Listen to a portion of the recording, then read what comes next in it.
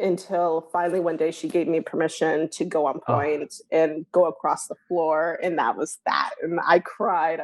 It was great. I felt beautiful. All those years that I spent my childhood were the watching boys looking at you? ballerinas.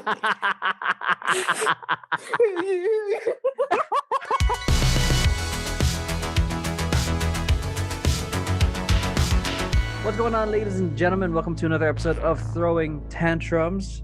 I'm Roy here as I am cleaning my glasses. I don't know why I decided to start the intro while I'm cleaning my glasses. But today we have another solo podcast featuring one of the directors.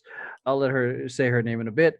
But yeah, well, the purpose of these podcasts is these solo podcasts is for you guys to get to know the dancers a little bit more beyond the dance and beyond the group dynamic that we have. Because as much as fun the group podcasts are, it's kind of like, we kind of riff off each other. We kind of really go into discussions with one another without really an opportunity to dive deep into the single person, which I think is the important part of the dance company. So, which is why I'm doing the solo podcasts for everyone, including myself, which might be coming out sometime soon. But we'll see how that goes. But yeah, I'll let her introduce herself a little bit about how she. I don't know. We'll get to start with the basics: name and your involvement with Tempered Chocolates.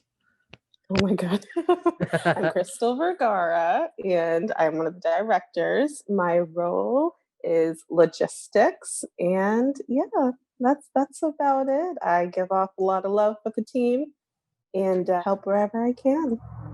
And she deals with my bullshit half the time. Which is a job in itself entirely. That is a whole nother role on there. That's Maxine's That is a title. requirement. That is a full requirement. Let's go into a little bit of the origin story of how you got started with dancing, and because I think that because I forget that about your credentials until you brought it up. Like, remember when we were doing reaction videos and they're like, "Oh yeah, you did this and this and this." I'm like, "Holy shit!" I forgot how like you actually had yeah. Go ahead. I have a history. It's because I took such a long break with dance that it got to the point where I didn't seem like a dancer at all. But origin story, I'd say when I was little, probably around 6 years old, I was watching the Nutcracker during Christmas. No, I'm a liar. I was watching the Olympics and I saw ice skaters and I wanted to be an ice skater. That was my dream. So, and my family didn't have much money. So it was never something I could do. I couldn't go to lessons or anything. And I'm going to rewind just a little bit. That's a freaking lie. When I was 3 years old. Wow, it's going further back. It's a lie. I'm going to go back. This is when my mom would be upset if I forgot this. When I was 3 years old, I went up to my mom and I asked her if I could be a ballerina and get a tutu. And she asked why I wanted a tutu. And I said, so boys will look at me. And from then on, at 3 years old, from then on, she never took me serious.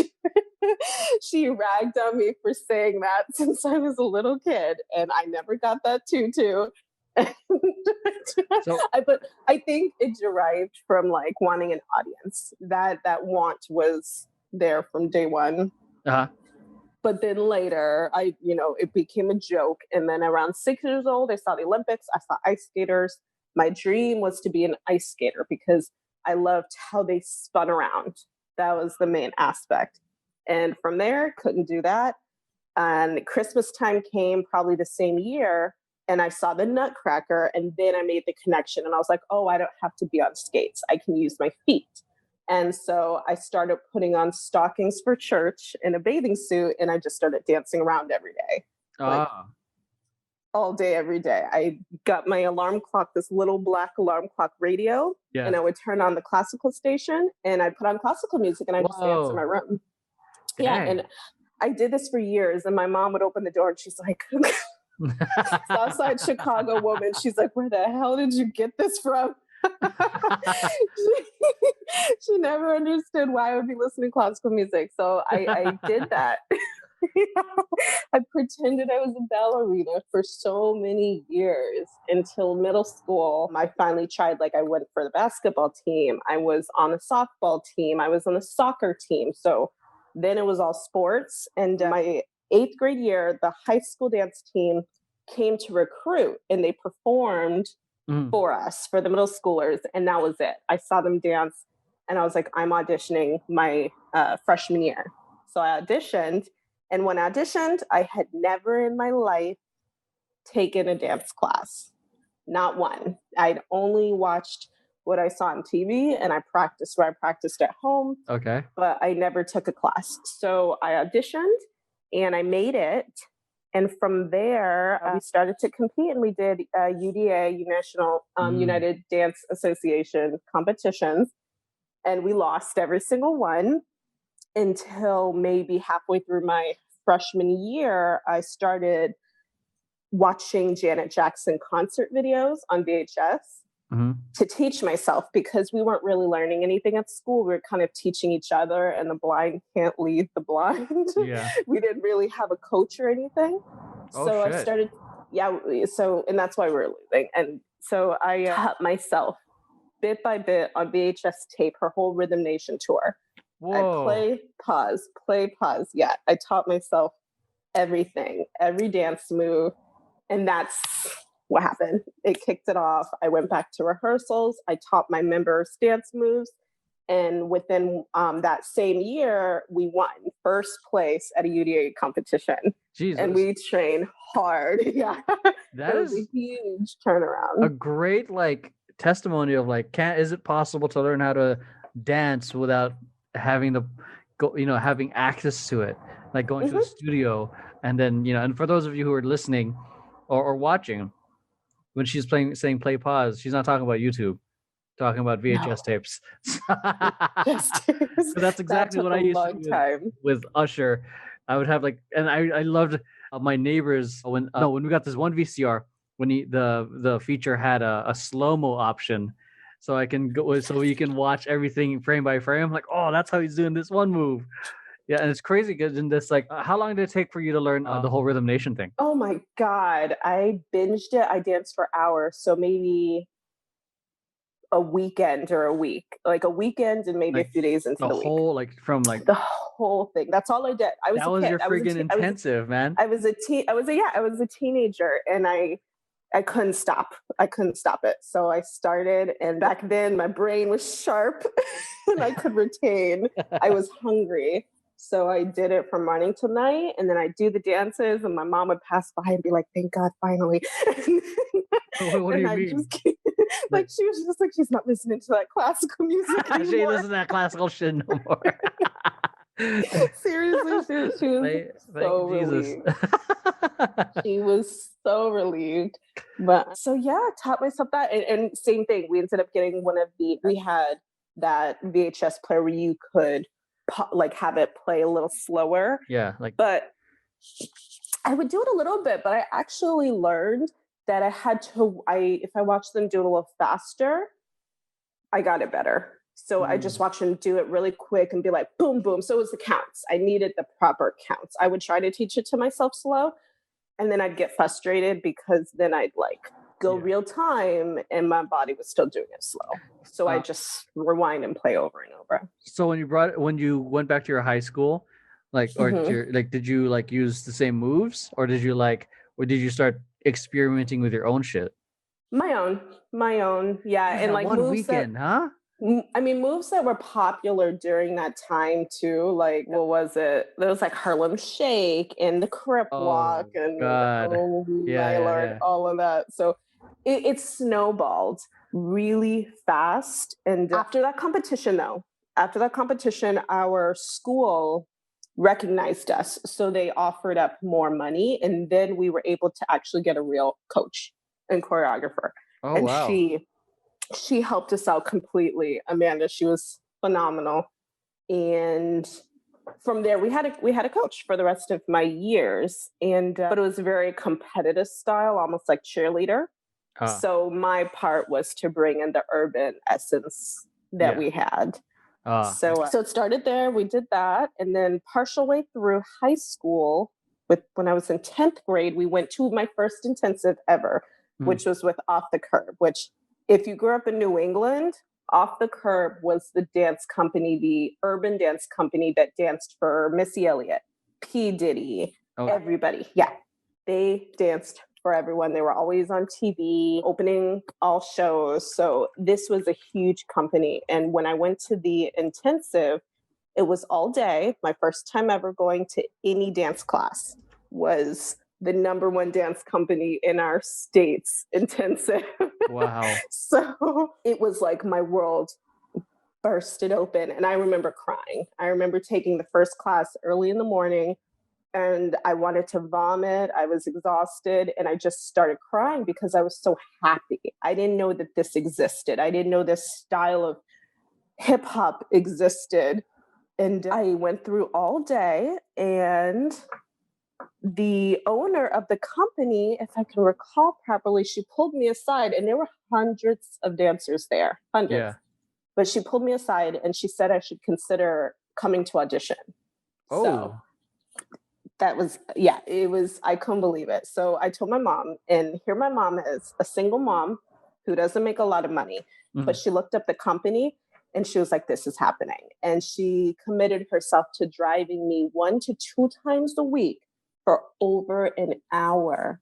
So any one day she took me to a lesson, it was a 2 to 3 hour drive, even in the winter, even in the snow. Jeez, that's like a drive to San Diego. Yeah, she did this. She did this because she took me to one class because I begged and I cried. Because after that intensive, I was like hooked. And my coach took us to that intensive as a field trip. She wanted us to get a taste of like another style of dance. Yeah. So I begged my mom. She took me after one class. She was like, you're made to be a dancer. And she dedicated herself to taking me. It's freaking cool that she like went all in into supporting you with that. It was huge. Yeah. She was all in. And she was that mom who would like take a nap on the couch while class was going on. Yeah. So, or she'd take the class sometimes herself because she was a dancer back in her day. But eventually she tried with me. I wasn't ready yet. When I was a kid and I was doing my classical stuff, pretending I was a ballerina, she tried to teach me pop and lock, but I wasn't getting it. Like my brain wasn't making the connection. I didn't want to hear that music. It was all about being a pretty little ballerina. So I should have tried harder when I was younger. That's kind of what I'm like expecting with Jordan too. Like, I try to show him a little bit of, some breaking, but he is where he is at this point. He's probably not as interested. So, but who knows? He might get interested in it much later on. I mean, even when we have performances and there's like dance circles, I see him jump in. He goes, it's something about us parents that they don't want to listen to. And I don't understand. No, Mom, I don't think, yeah. Okay, so I started going, and then auditions came up, and I had already started going to classes, so I knew some of the members. They were familiar with me at that point. The owner was rooting for me, but a company like that, they're sponsored by FUBU and Red Bull at the time, and they were, they just were the creme de la creme in terms of hip hop in New England. So she wasn't going to go easy. And the audition, there were so many people. It was like you'd see at Millennium. There was a line around the block. Yeah. And I auditioned. And at the very end of it, I left. And there was a certain day they were going to call to say if you got on. Mm-hmm. And this woman waited until the very last day, the very last hour. I was already crying because I thought I didn't make it. And then she called and told me I made it. Shit. And I fell out because this meant going on tour. This meant, getting special permission from my school to miss school to get to be with this company. Like, it was a big deal. Wow. So I did it. I got on, my family celebrated, my school celebrated. When I got to school, there was a cake for me there saying congratulations and like balloons. Yeah. Yeah, what the fuck?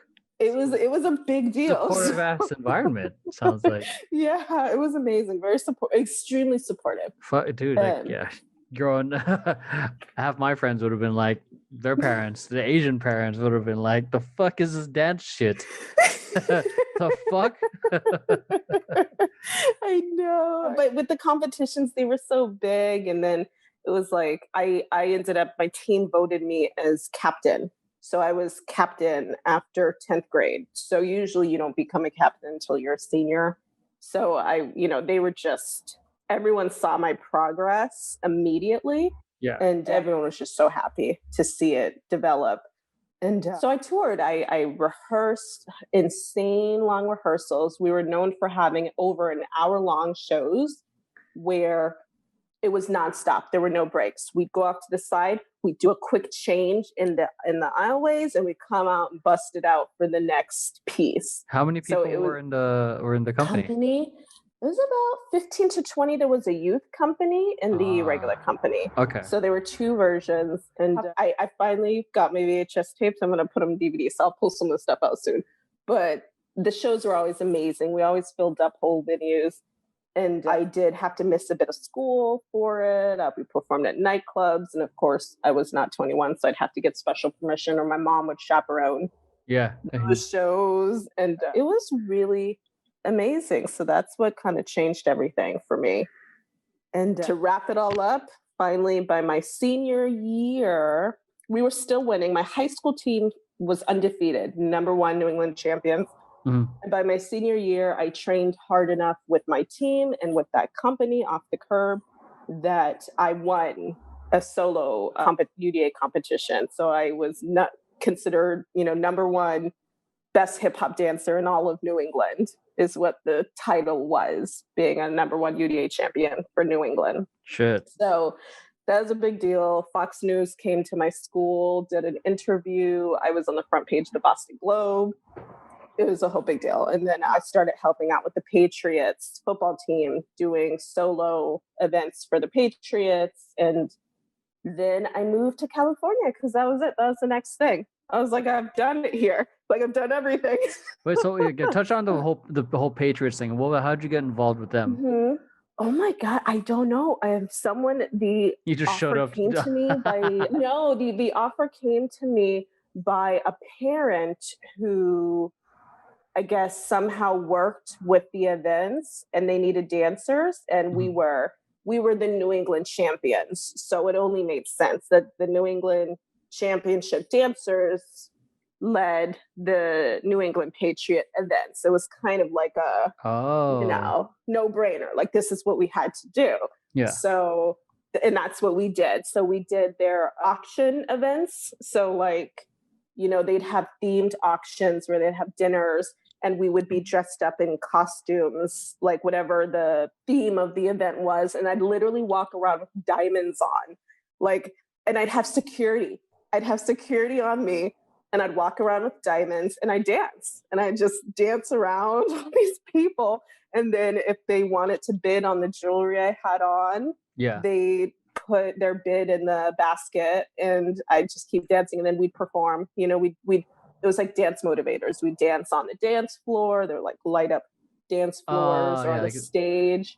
Like some of the gigs that Brandon and I have done. And but it was for the New England Patriots. And then except at a cooler scale, at a much cooler gig. Yes. So the next step was to dance for the dance team. For New England Patriots. And but that I didn't want to go to college there. I wanted to come here. So that I let go of that offer, and I came here. You're gonna dance with the New England Patriots. In order to be there, you had to go to school. Yeah, I mean, because I was gonna go to college, and I wanted to go to college here. So I moved. Yeah. So I came here for college, and then I was invited to dance for the Clippers. The Clippers. I was invited to be a Clippers dancer here. Excuse me.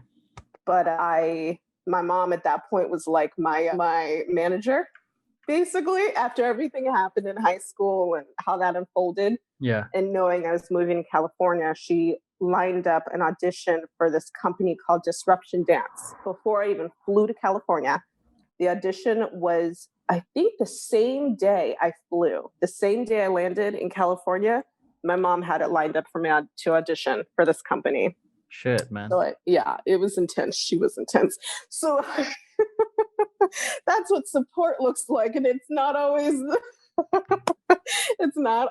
like, it can get very stressful, because there was even a time in high school where I showed her one of my solo competition routines. Was she judging it hard? No. I did it for her. She looked at me and she was like, that's it. with a straight face. Oh, man. That's it. And I went upstairs and I cried and I cried and I redid it. I re-choreographed it. I called up my friend who was editing my music. He fixed all the timing. And then I competed the next day and I won. So it was good. It was great. But, that's the tough part. Like, because I feel like, there's the parent and then the manager. I feel like it would be hard because, I would want to be supportive. I guess it just depends on what the kid needs at that moment. Yeah, for me, I never excelled in school. I never really excelled in my academic portion of school. So my mom kind of looked at it and she had to talk with me. She was like, if this is what you're going to do and you're going to support yourself growing up into an adult doing this, then you need to do this. She's like, if not, you need to drop it and you need to work harder on your schooling. It was either or. And so, not that she was giving me a pass to fail or anything, because I did still have to work hard and graduate and get into college. But she was like, if this is what you're going to do and you want to actually have a career with this, then you can't just be playing around. You need to give this your all. Yeah. How old were you when you guys had this talk? Oh, God. She probably said it to me a few times through high school, but definitely towards senior year. Oh, and in senior year too, I did so fucking much. No wonder I didn't do well in school. I also worked as a dancer at Six Flags. I was Tweety Bird and Yosemite Sam. Yeah, and then I did the parades. I was like one of the parade dancers, and so I did that too. So you were a working dancer at a young age, man. Yes, I was paid. I was a paid dancer. Were you paid for Off the Curb too?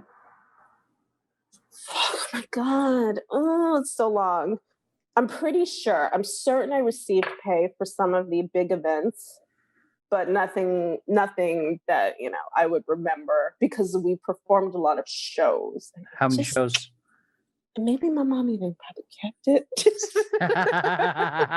I'm not even going to lie. Like, that woman drove me everywhere. Maybe she was like, bitch, give me this money. God, dude.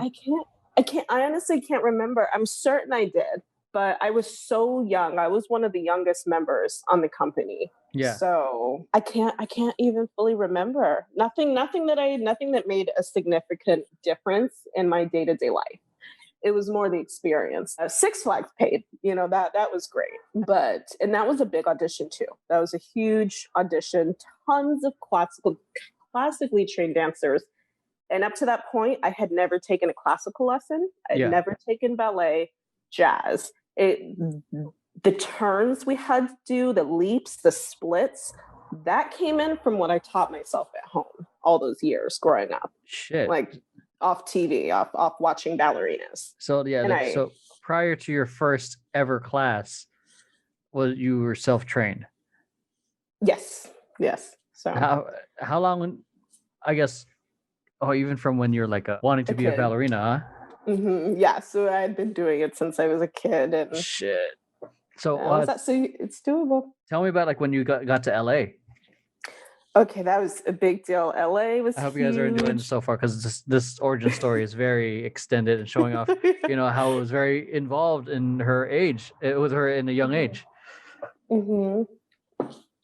Yeah, the bulk of it all happened growing up and teaching myself, and then allowing that to help out with the school team and the company. And then I learned more classical, I would say, through Six Flags, just in terms of learning the choreography for the things. That was like a class for me. I was learning on the spot, like how to do it without having much history. So I took that with me, came to college, and then it was class. College was like, I majored in dance and performing arts. So that was the first time ever in my life that I took everything. I signed up. God, getting these like grants and whatnot. I did not put them towards the classes I should have been taking. I was like tap and point and, I did everything. I was so excited. So I danced a lot. I did make it onto that dance company Disruption that I had auditioned for. Mm-hmm. And this was California style hip hop. This was not New England, grimy, you got surf style hip hop. This was not that. And I had a dream of actually being a krumper because of the company I was with. It was very urban. So I witnessed a lot of crumping in my time, and I wanted to be a dancer with Tommy the Clown.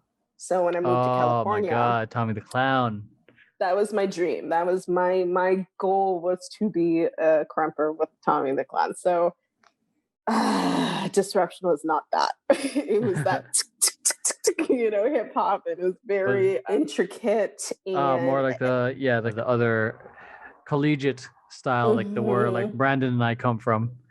Yes, exactly where you guys come from. Which is like the more intricate. Yeah. It's like learning a new language and you get tongue-tied. Your body physically gets tied up trying to learn that. So that was a process, but we performed all over California. So that was great. That's where I received my training for that style of hip hop. And then I went to school and did all of that. I finally was able to take ballet. I excelled quickly to point, and my instructor was very strict. Like she was European. We had a live pianist in the room at Cal State Long Beach. Yeah. And she was not going to let you go on point unless you were really ready. So maybe I overdid it, but I practiced a lot at home. I stretched my feet all day, every single day. Like, I did as much as I could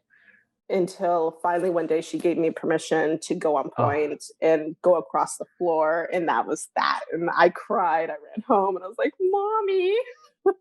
For some reason I thought you were going to set me up for like an injury. Like, no. Okay.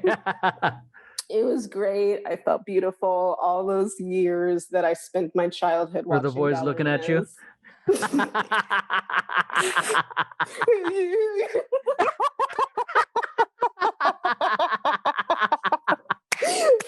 Finally. I've waited 84 years. Sorry, Mom. But yeah, what did your mom say? Oh my God, she was just so proud. Like I was, broke college student at that time. So I was living at home. I was living at my grandparents' place, my mom's place, back and forth. So they saw me, they saw the growth. They saw me rehearsing all the time. And even then, me in college, my mom's like, she'd pick me up from rehearsal with Disruption. And she'd be like, I hope you remembered that choreography. I hope you're going to go home and practice. And every rehearsal, she'd have me show her. In my college years, this is in my 20s. She'd be like, bring the music. And she'd bring me to the living room and have me do the routine. And if I forgot, she'd be like, Krystle, you can't be forgetting. I was like, damn it. Yeah, she was holding you to a level of excellence because she knew if this is going to be your career, like you can't be like, half-heartedly getting shit done. Yeah, so it's about like, making sure that whatever you're pursuing it at the highest. Yes, exactly. And yeah, I think for her as a single mom, she's so badly. It's just like parents who, immigrant parents who come over and they knew the struggle and they want their kids to excel. Yeah. And not dance. Like you say, your family would be like, what the hell are you doing dancing? Mine coming from, low income and struggle. Her main thing was she just didn't want to see us struggle the way she did. So she was like, no matter what you do, you need to do it well so you can support yourself, and not ever have to go through what I went through. So she pushed all of us. Like, my younger sister, Chisam, started going to Stanford University after 8th grade, middle school. So her freshman year of high school, she was going to Stanford at the same time. And just like me, where I had special permission to go to this company and travel and tour and perform and do my schooling away. Yeah. My sister got her special permission to spend half her days at Stanford and then the other half at Culver City High School. So by the time she graduated high school, she finished 2 years at Stanford. So, well, for what? She was just really smart. Fuck, dude. She was actually a based off what Brandon says, it's like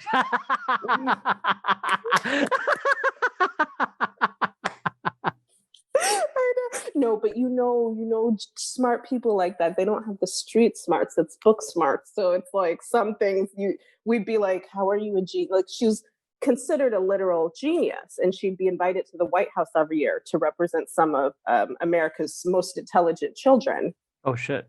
But then she'd ask us questions about like gravity, and I'm just like, what? Yeah, I'm like, how do you not know this? You know, and if she didn't learn it in a book, she's not gonna know. That's what I mean. Like, what is she a genius in?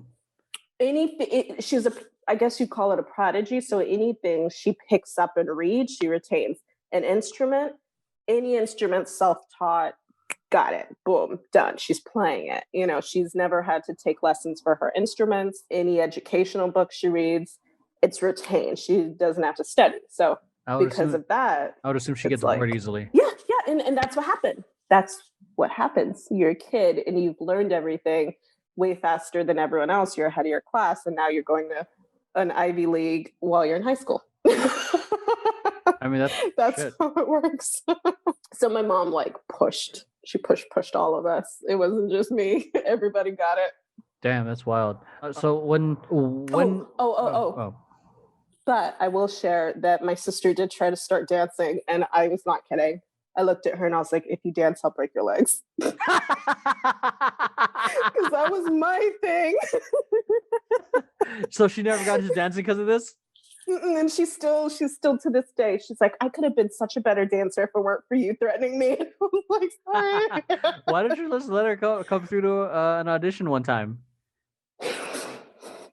She shined at everything else. Not this one. Not this one. It's mine. She ends up taking her place on the board. Oh my God. Get the other Montgomery sister. Oh my God. She's in the back now. She's forgotten. Send her to the snow. Oh my gosh, no. But at one point did you just, because I know we reconnected because I was doing, oh God.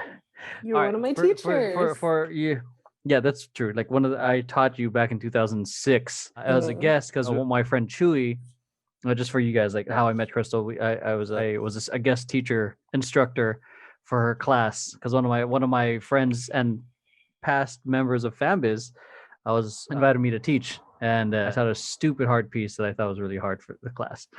But anyways, another reason why Krystle joined Temper Tantrum was because I had a project happening, and Krystle just straight up fucking messages me. He's like, "Hey, I want in. How do I get in?" and I'm like, "All right, I just sent you like the info." I'm like, "I'm not. She's not actually gonna fucking do it. She's not gonna actually try to learn on her own." I'm like, because little did you know my history.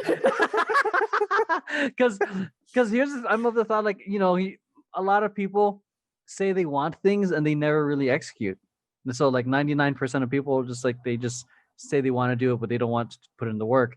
And then the following rehearsal, she's at the fucking studio. I'm like, fuck, she was serious, and she actually got it. I'm like, fuck. I guess did the same thing. Not gonna lie, I did it slow motion, and I taught myself, and I did it in the mirror. And one vital thing I forgot in high school too, so that this is like a, for anyone out there, you can do it. During high school, while I was dancing, I started to notice that I had heart palpitations. So we were forced to do physical annual checkups for school. Yeah. So during my freshman year, I also found out that I had holes in my heart, and it was hereditary. I got it from my dad, but I didn't know. So whenever my energy level would go up too high, I'd exert myself too much, my heart would start to palpitate or skip beats. Oh, shit. And my doctor was like, if you go too hard, you could be one of those people who just drop dead. So I wasn't allowed to do any dance shows or any competitions with my company I was with or my high school without having special permission from my doctor. She'd have to give me a full physical, listen to my heart, and give me permission. So all through those years, in order to perform, I had to have permission. Shit. And so eventually the holes closed. I didn't have to have surgery. So now it's like, go. Oh, so it naturally, okay. I was about to say, do you still have them? Because No, with age, it gets better. It gets better with age, but whoops. Yeah, if only everything else gets better too. Such an asshole. But at what point did you because prior to you messaging me, you had stopped dancing. So at what point did you stop? Yeah. Was it gradual, or was it you're like, I'm just done? It was a very quick. I danced with Disruption Dance for a number of years, and I went to school and I did it. And then there was one huge show, and I had been working so fucking hard. And I got an email, or there was a comment about me doing more training, more classical training. And I was like, okay, I'll go do that. And I left. I was like, bye. It was like a snapping moment, because I burned the candles at both ends. I was working, I was in school, I was with a dance company traveling. And I think I had 2 jobs at the time. So 2 jobs with the dance company and in school. I didn't drive, so I was taking hours of public transportation every day through Los Angeles. Shit. I did this for years, and I just snapped one day, and I was just like, I want a regular job. I just want to make money and just. Oh, you're just over it, huh? Yeah. It really snapped. I was like, I've given this my all, and I felt like it wasn't good enough at the time, and I got in my feelings. But I joined Disney, so actually, that one, I took my sister to audition for Disney. I just took her as a chaperone, and she was really nervous. And I was talking with someone in the waiting room, and they're like, you should audition. You should go for this. And I was like, no, I just want my sister. And she was like, no, come on, please. Like, I've spoken to you. Come do it. And so I did it. And then I got the job, and she didn't. So that was it. So I was like, I don't want to dance anymore. Then it's like, Disney. So then that's actually what took everything over for the next. I was with Disney for about 5+ years. And that was that. I was doing commercials. I was hosting shows. I was hosting events, tons of events, teaching classes, doing volunteer work and working sales at the same time. And it was an amazing time. It was an amazing couple years with Disney. It was like life-changing. So I wasn't dancing, but I was still performing in a sense. So I was happy. My needs as a performer, as an artist, were being met that way. And then I started teaching again. So I wasn't dancing myself. I was teaching a children's dance company. Oh my gosh. I coached at a middle school for a dance team, Paul Revere Middle School. I coached for a year there. And then I worked as a dance teacher for ages 3 years old. And I have to plug the company soon. I don't know how I forgot. It's been years. It's been so many years. But so I did go back to teaching, and that was amazing. But I wasn't dancing myself, and I missed that. So I worked as an instructor for a while. And then I found you, and I was like, I want to do that. Wait, how the hell did you find out about my thing? I wish I could remember. I'm sure you posted something on social media, and I saw it. And I think I might have. Rehearsals. Yeah, I think I might. And I'm thinking about it. Yeah, like I was like, looking for dancers who can do locking or something like that, or something. And I had already become a mother, and I really, it was sad for a long time. I was like, I'm done dancing. I might teach here and there, but even teaching doesn't earn enough of an income to support myself. Yeah. So I started going back to school at Cal State LA to get a new certification so I could do that. But I missed it. I think something clicked, and I was like, no, I want to keep dancing. Like, I can't not dance. So thank you. I probably would have gone insane. Well, I mean, I was surprised that you actually showed up. So I was mildly annoyed. Oh my God. Why is she here? Yeah, I was like, what the fuck? Man. I said lockers. I'm just... I mean, you did it well enough to blend, which is why I put you in the back. Pretty sure it wasn't always in the back, okay?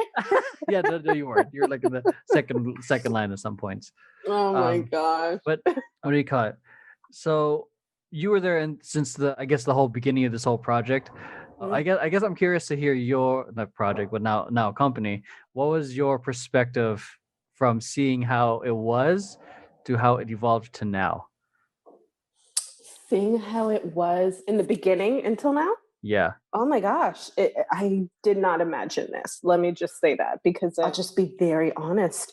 We were performing and it was great and it's very happy go lucky, but I had still wanted more. I wanted, before I was telling myself, before I get too old, I want a taste of what it's like to be in one of those videos, one of those cool videos I see everyone doing on social media. You know what I'm talking about. If you're a dancer, you know what I'm talking about. So I was like, I want to be in one of those high production quality videos, cool lighting and effects. And I want to just, how do I do that? So I started going to Mark's classes, and I started talking to him about auditioning for, And so I think I remember telling you, like, I might audition for FanBiz. So I had started dancing with you, but at the same time, I was very ready to take that next big leap and really start pushing myself and going back to all-nighters, all-night rehearsals. I was about to say, like, you're a mom. That is and you're an adult, because like some of the competitors, I mean, there are a lot. Obviously, a lot of them are adults, but you're an adult with a lot of responsibilities. An adultier adult.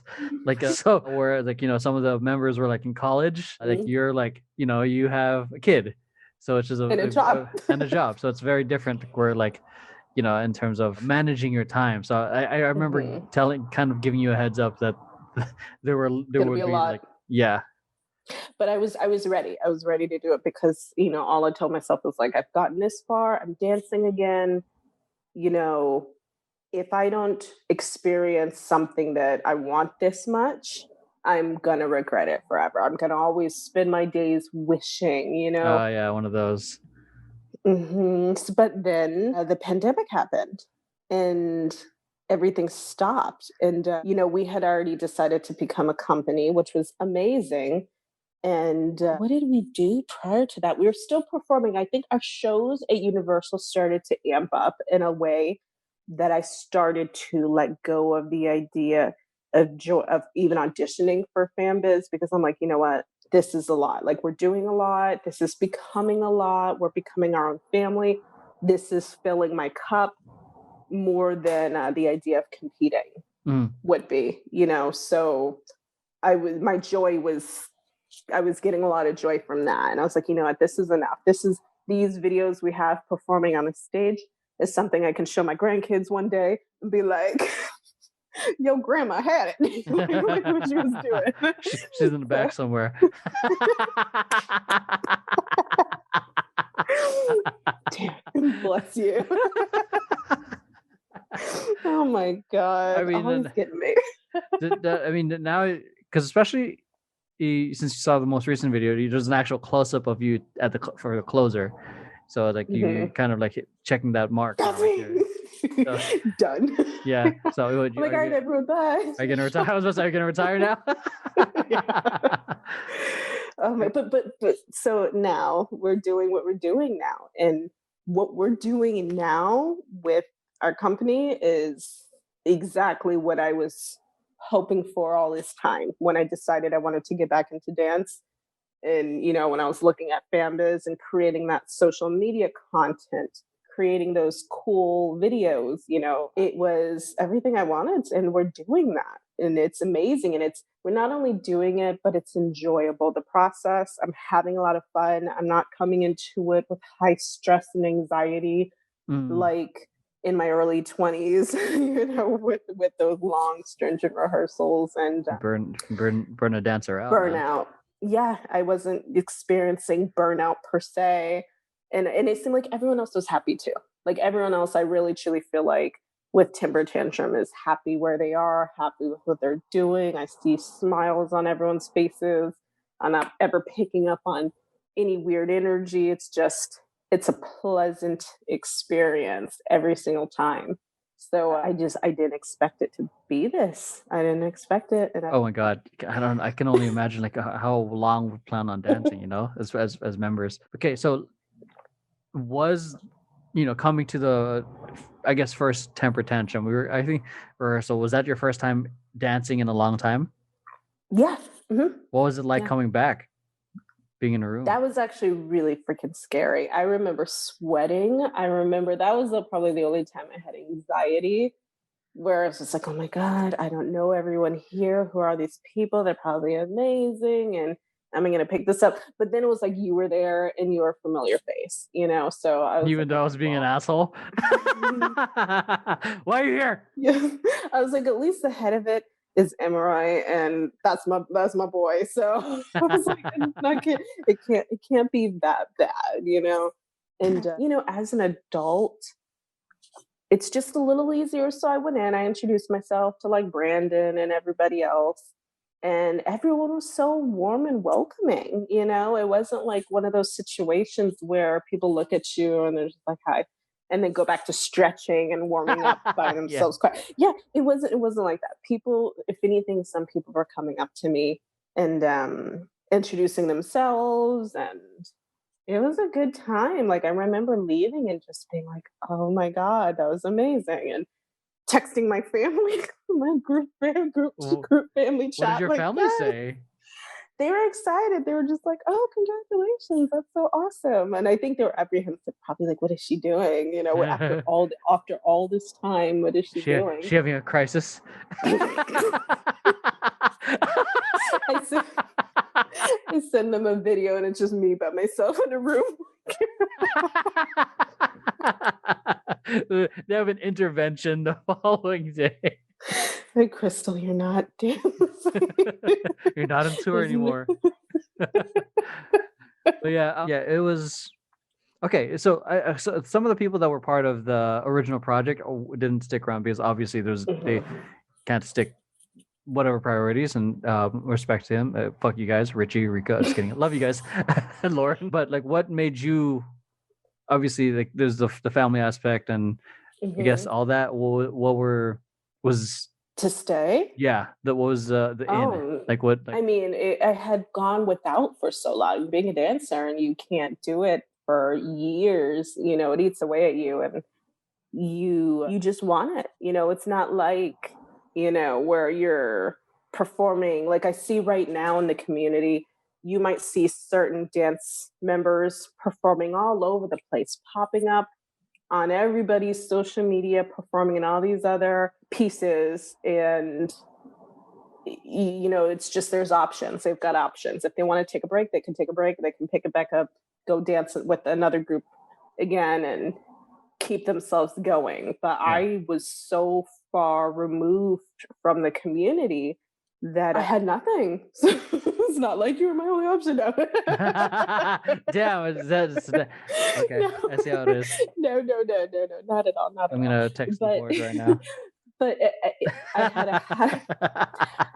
I had a higher appreciation for what I was experiencing.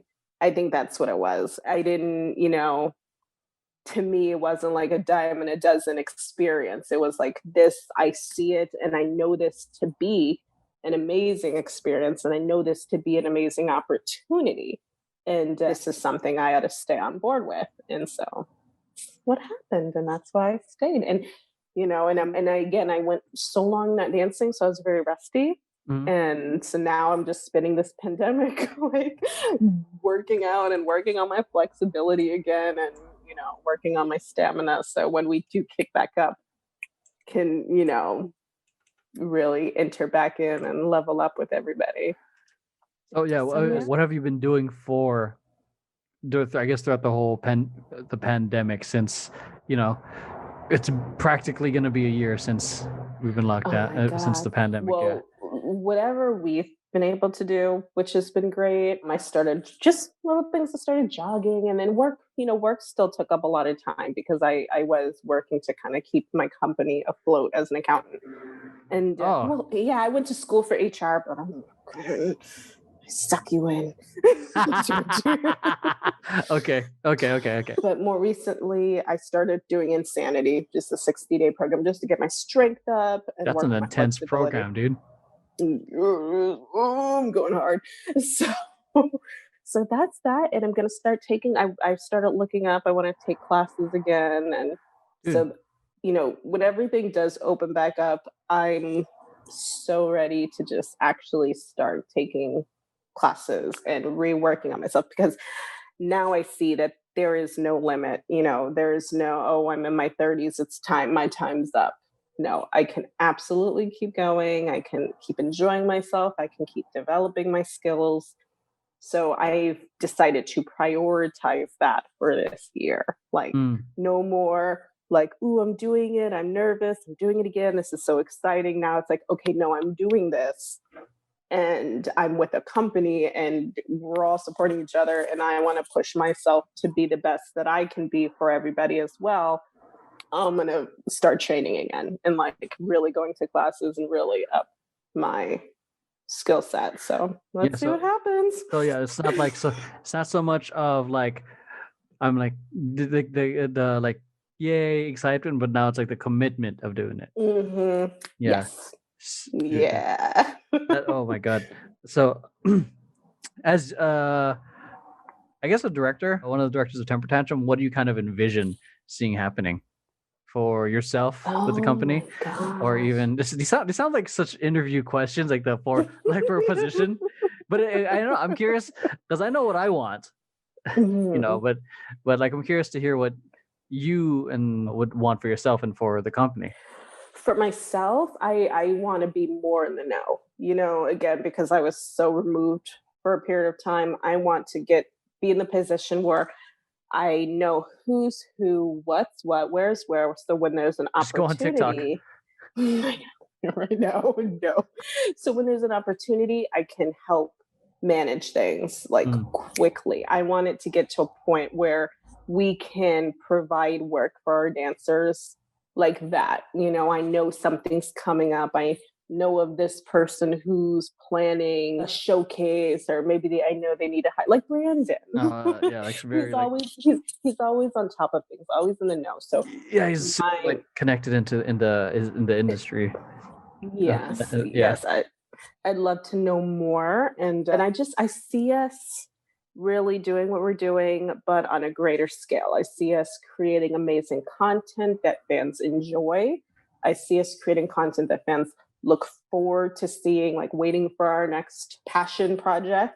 But then I also see us booking paid gigs, like, commercials, or in having our members get to go and do that. So yeah, I feel like there's a lot of promise for Temper Tantrum, and we're on the right path. It really seems like. So yeah. I mean, unless someone gets greedy and then I have to kick them out. I'm just kidding. Yeah, I mean, definitely that's a huge part of it. Like, I forgot who I was talking about this. Oh, I was talking about this with Maxine on the Awkward Tea Party podcast. Make sure you guys listen to that. No, like there is a part of the vision is us touring worldwide. That'd be, oh my God. Like, I didn't imagine that, but that's huge. Because like obviously we're like we based off like what I shared with you guys, like we're still in phase 1, but like touring with the people you love is fucking cool. Traveling with people you love is cool.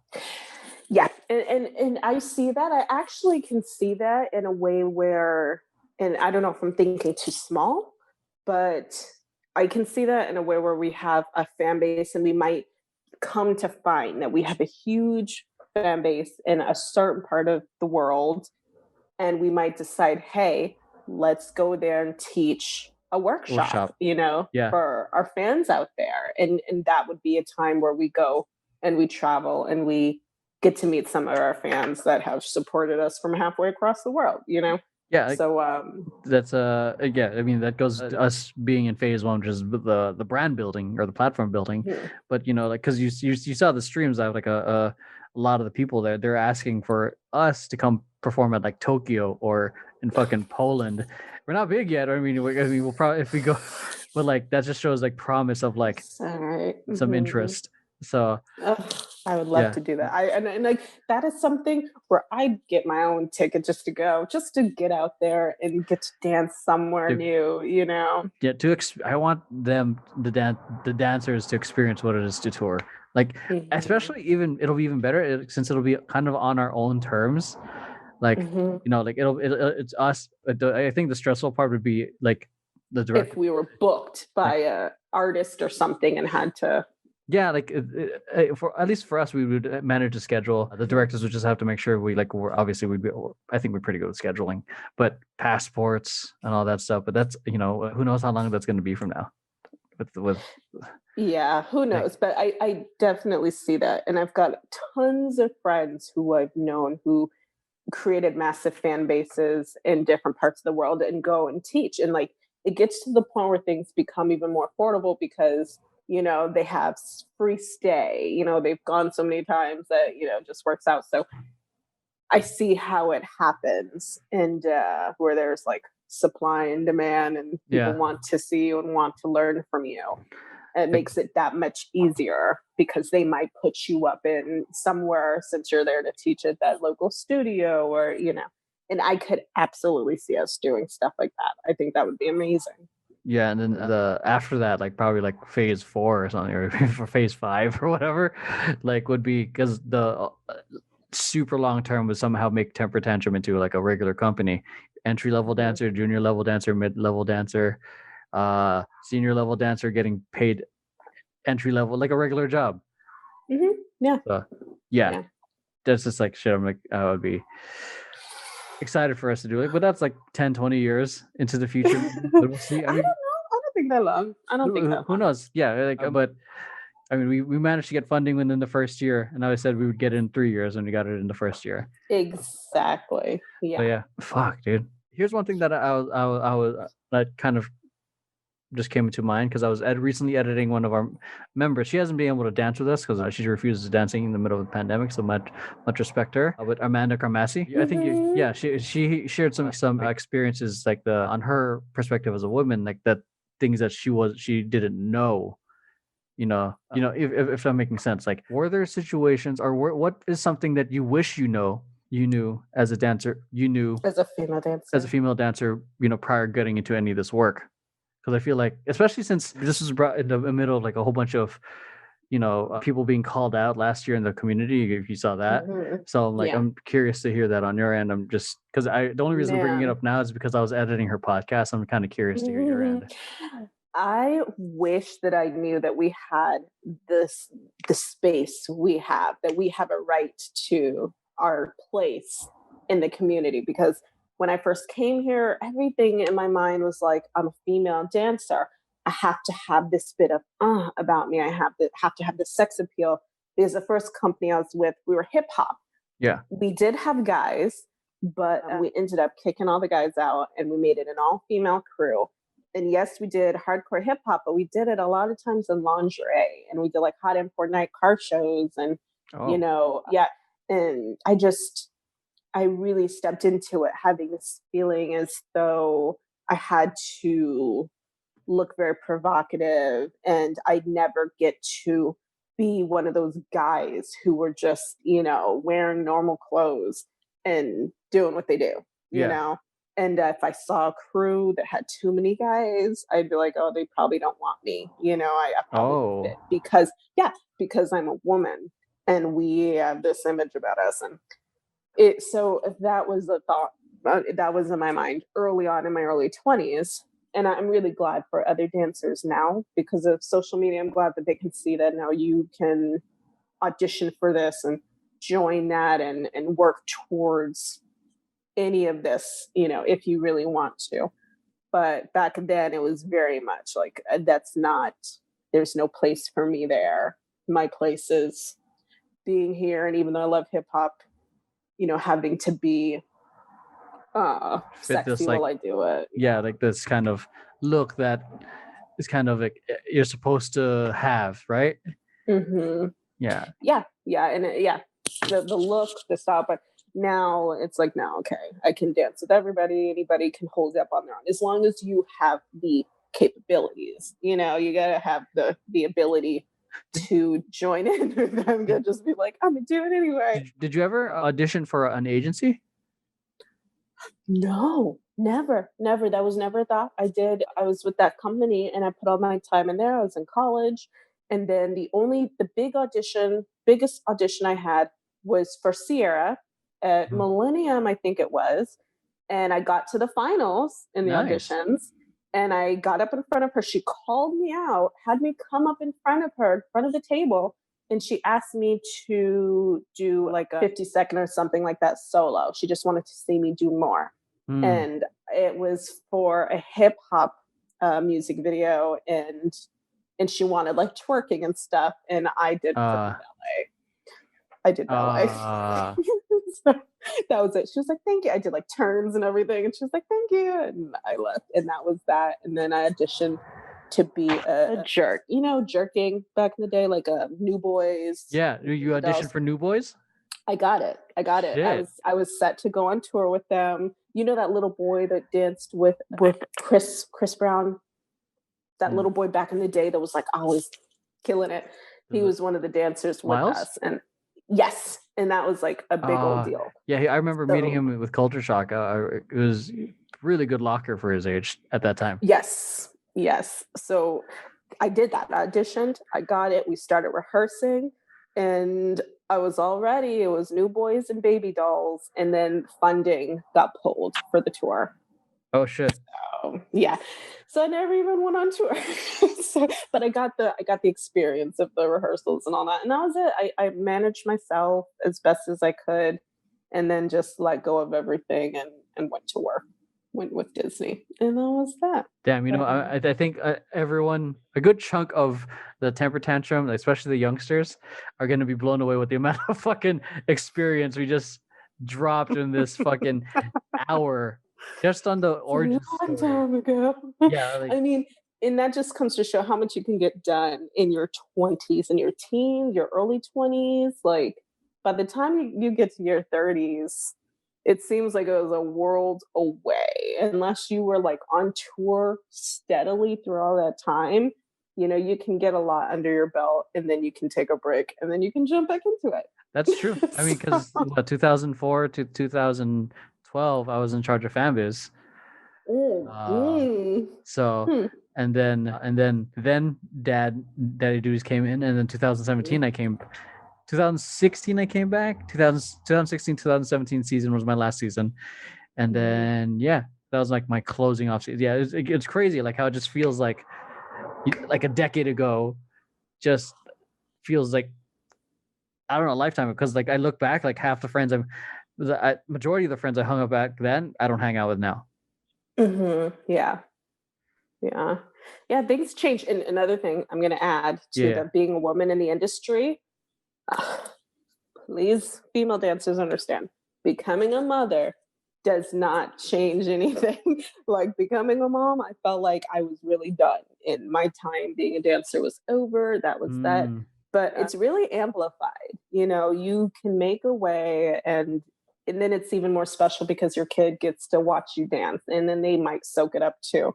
Yeah. But that was a thought. That was a thought in my mind. Like, oh, I'm a mom now and I've got all this responsibility. I don't have time to go to classes and, you know, and no, do it. Keep dancing. You can do both. I even hear of people delaying having kids, or, you know, because they want to be a dancer. It's like, no, you can have both. You can do it. It's doable. You can do it. Yeah. Yeah, I know Nappy Tabs, Napoleon and Tabitha, they're like huge industry choreographers. I remember when she first had her kid, she had the little baby carrier? She was teaching while having the carrier. So, I mean, that's like, you know, if you don't have, being a mother or parent doesn't mean you have to sacrifice what you love. Because it sucks for the kid to see, you know, I think it's a parent's dream to see the kid watch their parent pursue what they love too, because then you get to be the example of what it is to pursue your passion and for them. Yeah. For Nora, when she was a baby, when I was a coach at Paul Revere Middle School, she was in her stroller. She was under 1 year old, maybe like 5-6 months old. And I was bringing her to rehearsals, and I'd sit her up in the stroller and I'd have all the dancers do their across the floors to her, to the corner. And like, oh my God, the dancers loved it. They would spot on her perfectly. And then she would just giggle, like seeing the dancers twirling and getting closer to her. Like, it was a win-win situation. So like, I guess, because you and I are the only parents, really? In the company. Oh my God. So like what's like so I guess what's it like being a parent and a dancer at the same time? Amazing. It's amazing now. Or even to expand on that, how do you manage your time? Because I feel like that's the conversation many parents have, like time for kids, time for this, you know? Mm-hmm. That's a big one. I honestly, a lot of the time I have Nora watch me practice and she loves to do it. You know, if I need to rehearse, I'm like, do you want to watch me practice? And she's like, yeah. and that I would turn rehearsal time into like a dance party. So I'd crank up the music and we'd both dance. And she'd just do her own thing dancing and I'd practice. And sometimes she'd try to retain what I'm doing. But I mean, if she didn't care, then she'd just go do her own thing. Yeah. But if you bring them into it, if they're interested and you make it like a fun experience, then you kill two birds with one stone. It's like, oh my God, I'm tiring her out. Yeah. You know, I'm spending time with her and I'm practicing. You're tiring her out. And that's the important thing for parents, putting them to get them tired to sleep. Exactly. So that is amazing. Rehearsal times, that's the one thing. You got to just make sure you have either a babysitter or family. And that was a huge one. When I first started, before we formed into Temper Tantrum, like, man, that was like some true dedication to wake up, drive her, you know, from South Bay all the way over to my mom's in Beverly Hills to be baby, you know, for my mom to watch her. Jesus, or like man. My sister, like I always made sure a week in advance I had her and I had a backup option just in case something fell through.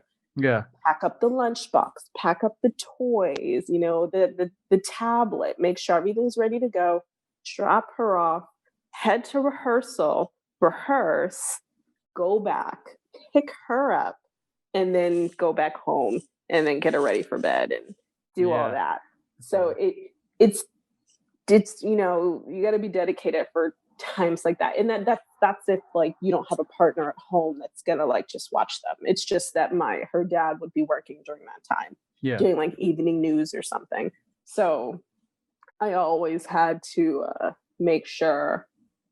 But what happened? The pandemic's made life real easy because he works from home. So I'm like, take note. Were your parents or was your family concerned about you going back into dance because you were a mom? No, they loved it so much. They're like, oh my God, thank God, like your sanity is returned. Why? Were you how were you, like, what was your life in the absence of dance? It was just heavily being a mom. And I didn't really have a sense of self. I was just like, I was unhealthy. Number one, I had a huge issue with my weight fluctuating. Mm-hmm. And everything was just like, this is like motherhood. That was it. I ate, slept, and breathed. That was it. There was no me. Who am I? You know, I had nothing. Yeah. I really had like nothing going for myself. So that had to stop. So they were very, very excited when they found out that I was starting to not just teach dance, because I was still teaching, but that's teaching. I'd go, I'd teach, come home, done. This was like, for me, I'm dancing because that's what they've known me to love doing my whole life since I was little. Yeah. So that's good that they're supportive. Again, you know, like your family sounds like an anomaly, man, because I don't know much family members that would be like, what the fuck? You got a kid. You got rent. Is your dancing gonna pay rent? Nah. Now look. If I said that I was quitting my job to dance with you guys, then that would have been an issue. They would have been like, what the hell are you doing? But knowing that I was still working, knowing that I was still working and I was just making the decision to manage my time, that was it. And they offered their support. They're like, when you have shows, like, let us know. We're here to support you, to help make it easy. And that was amazing. So yeah, that helps a lot if you have family around when you're a parent. That's made all the difference. Although in the end, you know, I think I started to feel guilty, even though they probably love having her over. I ended up hiring a babysitter, and I would just, you know, so basically I was paying to dance with you guys at one point because I hired a sitter and I just to cut time. Did you feel like you're just taking advantage of them? Yeah, like that. And it was just, I was so tired of doing the back, like driving one car off. Beverly Hills from the South Bay is fucking, and then to wherever we were rehearsing. Hell. In San Fran, like, yeah, it was hell. It was hell. It wasn't horrible. I enjoyed it because it made me happy. It wasn't like something I'm like crying in the car doing. Do you cry going to work? No. Oh, yes. Absolutely. Yeah, I might wake up and be like, I don't want to do this. I'm sorry if any of my employers watch this. No, I love my job, but it can be stressful. But no, it's everything I love doing. But it was like, okay, if I can afford to do this, if I can budget it, I'm willing to cut back elsewhere to have a sitter come to my house, watch my kid while I go to rehearsal, or while I go dance with you guys because we started to party and that was amazing, or while we have a show. Oh my God, when we would hang out outside of rehearsals. Yeah, and then you got that. Just to let you guys, they initiated that. They started hanging out on their own, and I just tagged along. So much. I mean, I cannot tell you how, like, being a parent, that part. Yeah, that's actually kind of liberating, you know. Like, oh my, I came back. Like, Krystle came back, you know, and it's because of Temper Tantrum completely. I wouldn't be who I am right now if it wasn't for that. So. If your family were to describe you to Krystle of before Temper Tantrum and then now, you know, like no dancing and dancing, what would they say? Oh my God. Oh God. I don't know. I mean, they'd say like I was a dedicated mother. And that's it. That's probably what they'd say. I was a dedicated mother. And that's that. Like, that's all they would probably say. And, but now it's like, no, like they'd say she's herself. You know, what you see is what you get. That's Krystle. But before, I didn't have an identity. So they wouldn't have. And that was never the comment. It was never like, oh, you. It was always like, oh, you're such a great, you know, you do so good with her. Yeah. Now the compliments are like, oh my God, you're doing great. You look great. We're proud of you. You know? That's really cool. It was almost as if like your validation was dependent on your performance as a mom. Mm-hmm. Oh yeah, for sure. And that's going to happen with like all parents. Yeah. You go through that phase. Yeah. Like, am I even a good parent? Mm-hmm. Am I doing the right thing? Did I let them use the iPad too much today?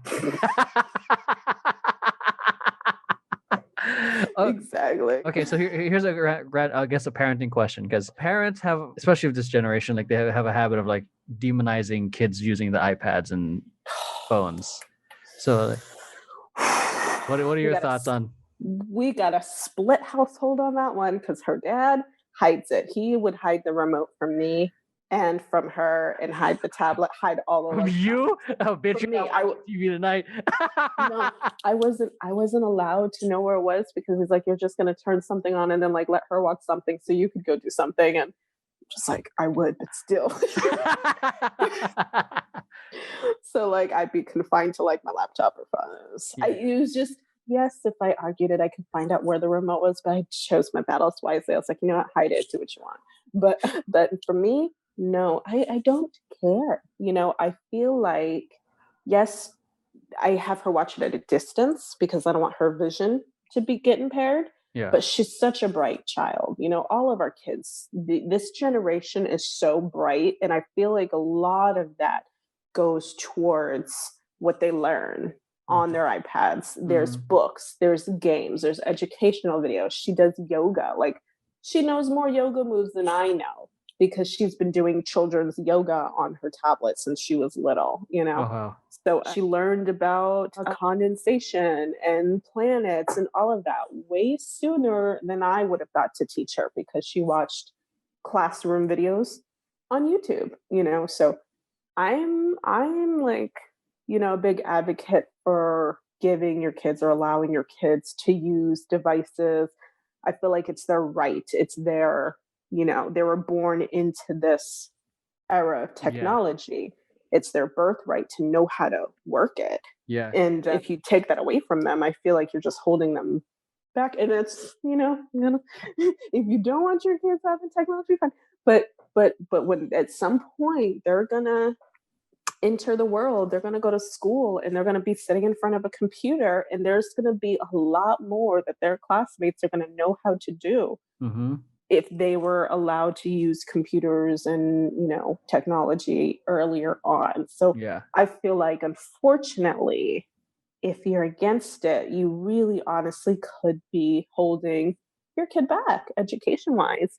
And but we limit, I have time limits on there. It shuts off if she's watched so much TV. And there's a tantrum. Yeah, there's a temper tantrum. But yeah, and there's rules. Like she can only watch like an hour or something, or 30 minutes of something enjoyable before bed. But if it's in the daytime, it has to be educational. And that's great. It's like, how can you argue with that? How can you argue with learning? You're learning. Like, I'm not going to sit here right now and teach you, but if you could learn on your own, great. So I agree 100%, because it's like, I feel like this is the technology they're using right now is going to be the precursor of what they're going to be using in the future. Well, even 20 years from now, it's going to be it'll be, I don't know, VR, and it'll be like the same hand gestures as like the iPad, but just in VR. Exactly. And it's not like in our day where we went to school and we'd sit in our computer labs and have to start doing graphic design or anything, and we're all learning at the same time, at the same speed. Yeah. In their generation, there just are going to be other peers that are far ahead because of the access they had as a kid. Yeah. Like, there's going to be a gap. Because not everyone's going to have the access to the technology, especially since technology is changing so fast too. I mean, it was only like 2008, 2009, 2005 when the iPhone came out, right? I don't even know how to make a TikTok yet. So I'm behind already. So like, and smartphones are barely like a decade old. So it's crazy. Insane. So like, I agree about the whole limits, but I think parents need to stop demonizing kids using it, because it's the same thing like how fucking parents, when we were growing up, just playing video games is bad, fucking all that shit. But now look, it's a fucking sport. Kids winning millions of dollars out of that. Exactly. And my vision's not, I mean, I think all of us are wearing glasses. I don't know about that, but I mean, I know I started wearing glasses because I would play in front of the TV like this. I'm not gonna lie, I did get Nora blue light glasses. So my child at 5 years old does have blue light blocking glasses that she has to wear if she's using her like tablet or I think I might actually ask you for those after, because the doctor said if he keeps doing this, it's gonna affect his vision. Yeah, she's wearing blue light. I have blue light. I stop, like, if I'm at work, all my glasses, they've got the blocking lens, so that's important. Like, that's one thing that we ought to do to offset. But and then dancing. She takes dance classes on the thing too. All of that. So it's cool. Would you ever want to share the stage with her? Yeah, of course. I freaking cry. I tried. Like, I think one thing I skipped out on saying was, when I was teaching, I enrolled her in her first dance classes. Yeah. And I was one of those obsessive moms who never left the glass window. I'm just like recording like every second, watching. I feel like that would be me too. But her teacher actually ended up asking if I'd like to help out, because one of their instructors quit. And so I ended up actually working in my daughter's classroom and being one of her teachers for her first year of dance. And she was very young, but she expressed her disdain even at a young age. She didn't like it. She wouldn't listen to me. In the classroom, she would ignore me in front of all the other kids. And I'd be like, okay, point your toe, like, time to tap, time to do this. And she'd go around the room, do across the floors, and then she'd come to me and she'd just like stop. And then she'd go to the next teacher and she'd do it again. And I'm just it sucked. It's mom. Fuck you. God, yeah, she did. when Jordan was in school, he would be too cool to say hi to me and Steph. He'd just be like, "I'm with my friends." Like, all right, I see how it is. You little bastard. Yeah. It would have been amazing if she would have listened and we could dance together in the room even. But she'd look at me and just stand there. Like if I looked too happy to see her doing what she was doing, I swear she'd stop. It's like the precursor to her being a teenager. Oh, for sure. For sure. Yeah. All right. Okay, so we're gonna start wrapping up in the next 15 minutes. So okay, this is one question I like asking. What's some advice you would give to your 16-year-old self? Oh my God. Take classes. I'd say take classes. Did you not take classes? Not at that age. So take classes earlier than I started when I first started classes in college. So I'd say take classes, and then let's see, and just keep going, audition more and take classes. And God, what would I tell myself? I got to think about this. Oh God. Don't be so hard on yourself. I tell myself to definitely not be so hard on myself, and maybe don't work so hard because at that time, 2 jobs, full school schedule, and a dance company. I burnt myself thin all the time. So maybe take it easy, keep taking classes, and give yourself a break. It sounds like you've been working. Good. And don't stop dancing, but yeah. It sounds like you've been dancing. I mean, and doing everything, like working 2 jobs and dancing since you're a kid. Yeah. I mean, when was the last time you actually had a break? That was a big deal. That was actually my first break was when I had my daughter, and that's the ongoing joke, because I've worked even since I was a teenager. I worked organizing people's closets and home offices and babysitting and dog training. Like, I did everything. And so my first time not working was after I had Nora, and I still worked. But that's like I still worked. I couldn't stop. But you're stepping into the role of being a mother, so that's not really like a job, like not even really a break. It wasn't a break, but I still worked. This one you're gonna trip out, but I had Nora and I became an elite tasker. So basically I was doing personal assistant work, but I ended up doing personal assistant work for celebrities. So I worked for Adam Levine and Kim Kardashian. And is that like the Uber everybody for doing tasks? Oh, I didn't know that was a thing. Yeah, when you are trusted enough, you get those. Like, I had these people's gate codes, their phone numbers. Like, it got to the point where I was scared. I wasn't open about what I was doing to the general public because I had personal information to all these, CEOs and like banking information, even people's keys to their homes. Jeez. Like Victoria's Secret models. Like, it was a lot of work and it was a lot of pressure. And some of the time I could bring Nora. So Nora got to experience some amazing things doing this. She got to go to some amazing places. People would give her gifts. Like, it was a cool bonding time, but I kept working. I never stopped. So when that job got to be too stressful, because like being a personal assistant is a lot of work and very demanding, and people who earn that much money live in an alternate reality. So, they do. Oh no. It got to be a lot. Like, I was barely even home even half the time at that point. I was making a lot of money, but I wasn't home. So that was me not working. That was when I stopped working and I was working. So that happened. And was it because you specifically were in demand? I was in demand. I had the reputation of being trustworthy.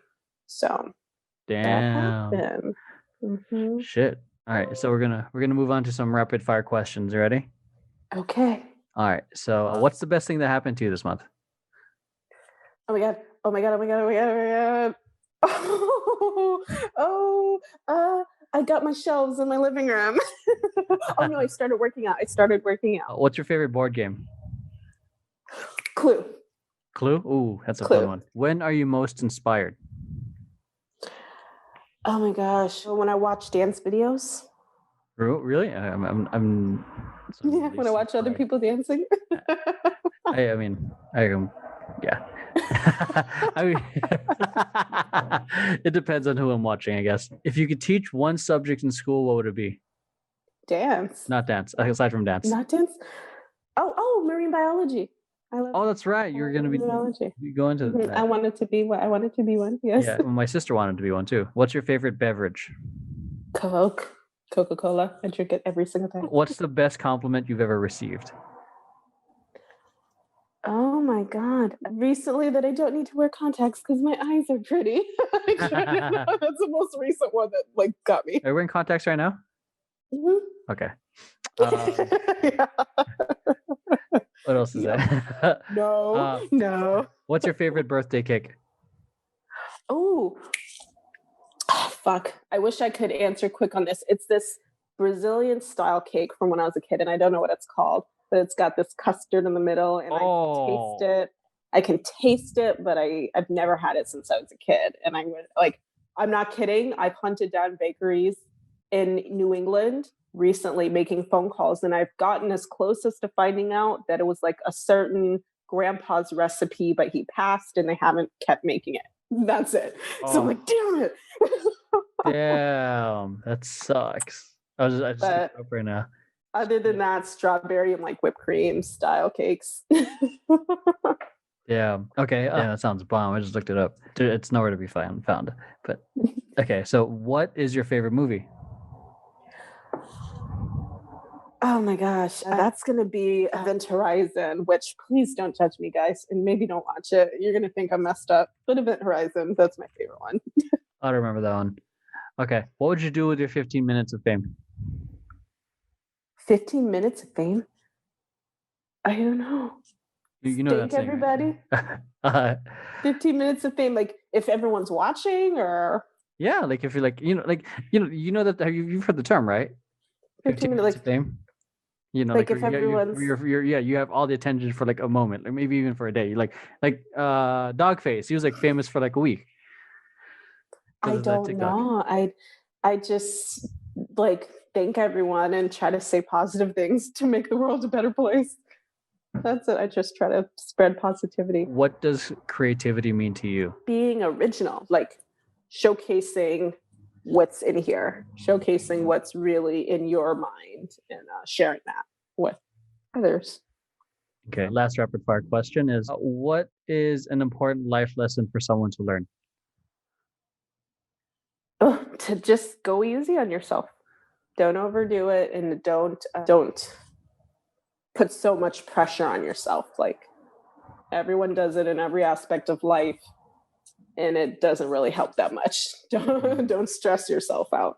It's hard. I feel like that's such a young person thing to do, but I could be wrong.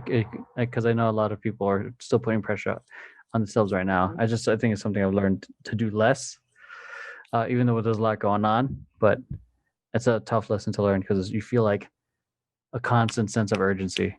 Like it has to be done. Boy, you might not put stress, but you do the most out of anybody I know. So I don't know what's going on over there, but it's really. I think it's the way I work. I mean, I mean, Maxine's seen me like kind of stressed with the amount of stuff I do, but it's always like I never work 8 hours straight. I always have breaks. I have mandatory breaks. Like that's how I manage to. That's how I balance out my energies. Like that's why I do like the 1 hour focus, 30 minutes break, because then I get 30 minutes to work out, 30 minutes to dance, 30 minutes to take a nap. It's so it's because then it's the equivalent of working out. Like you can only do so many bicep curls or pull-ups until it gets detrimental and it stops helping. Exactly. And you have to do the break in between sets. And this is honestly one of my most productive days today was really, really, really, really productive. So that trailer I made for you guys today for Temper Tantrum, I made that in 20 minutes. So you can see it like I want to learn, teach me the way. So yeah, I mean, there's a lot of stuff I think I would like to teach Temper Tantrum, but it's like there's a lot. Okay, 2 other questions to start wrapping up the podcast. Not rapid fire though. The first one is, what would you want people to say about you when you're gone? Oh God. She was a bitch. That she that I left a positive imprint on their lives. That's that's something that I hope everyone can go with saying, that I taught them something and left a positive imprint. That's it. Okay, so this next one is it's called The 3 Truths. It's inspired from a podcast called The School of Greatness, and I think it's a really good question. And this is not a sponsored podcast, but I just really like the question. Those are, in case you guys are listening. Okay, so you're on your deathbed. Oh God, so heavy. And all your body of work is gone. No more videos. Nothing written. Everything I worked towards. Everything you worked for is gone, and you can only share 3 pieces of advice or share 3 truths to help someone to become successful. What would those 3 be? Oh my God. To help someone become successful,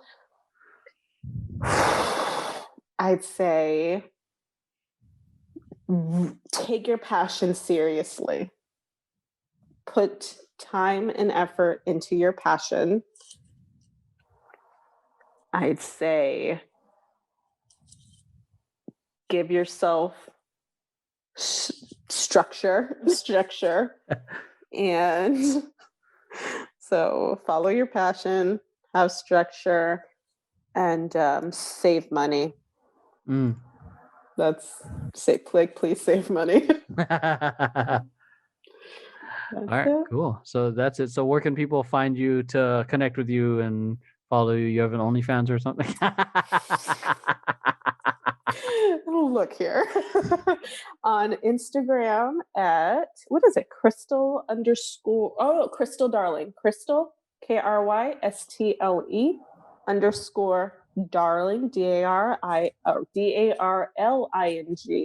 on Instagram. So you can DM me if you have any questions, anything. I'll be there. All right. So that is it, ladies and gentlemen. Hope you guys enjoyed today's episode. Make sure to give her, if you like this episode, make sure you hit like, subscribe, share with friends who you think might enjoy it. Give Krystle a follow, show her some love.